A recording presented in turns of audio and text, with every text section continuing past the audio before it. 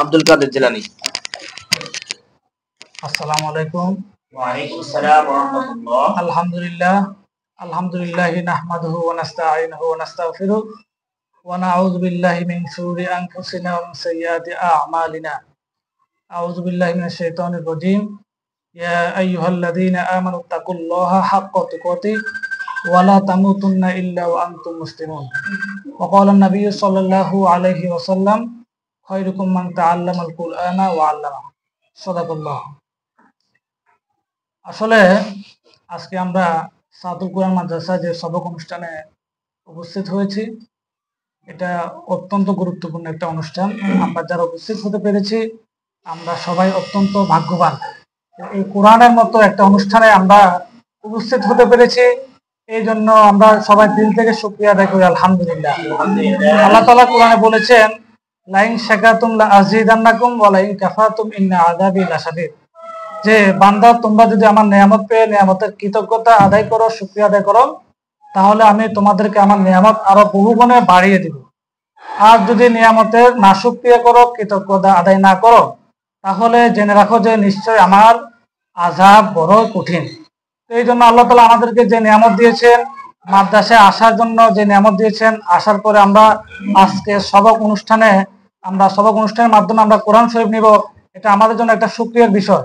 এই শুকরিয়া যাতে তখন আদায় হবে যখন আমরা সেটা ভালো করে শুদ্ধভাবে পড়ব এবং সেটার অর্থ বুঝবো, অর্থ বুঝে সে অনুযায়ী আমরা আমল করব এবং জীবন পরিচালনা করব, তাহলে আমাদের ইহকাল এবং পরকাল দুইটাই সফল এবং মঙ্গল হবে।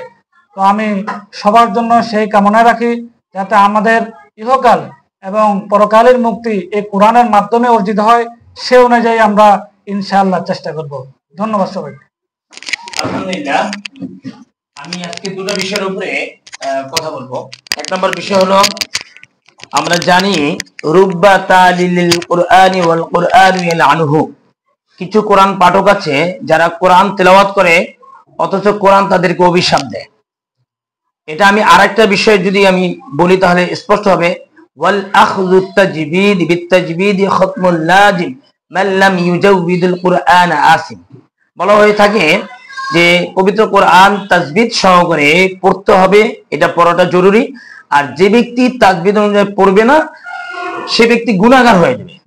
আর আগের যে হাদিস বলেছে রুব্বা তালিলিল কুরআনি ওয়াল কুরআনু ইয়ালআনুহু, এটা সেই হুকুমের মধ্যে পড়ছে যে আমরা কোরআন তেলাওয়াত করব, কোরআনের প্রত্যেকটা হরফে 10টি করে নেকি হওয়ার কথা, এবং সেই নেকি পবিত্র কোরআনে আরেক জায়গায় বলা হয়েছে নেকিকে 10কে 100, 100কে 1000, 1 লক্ষ, 1 কোটি।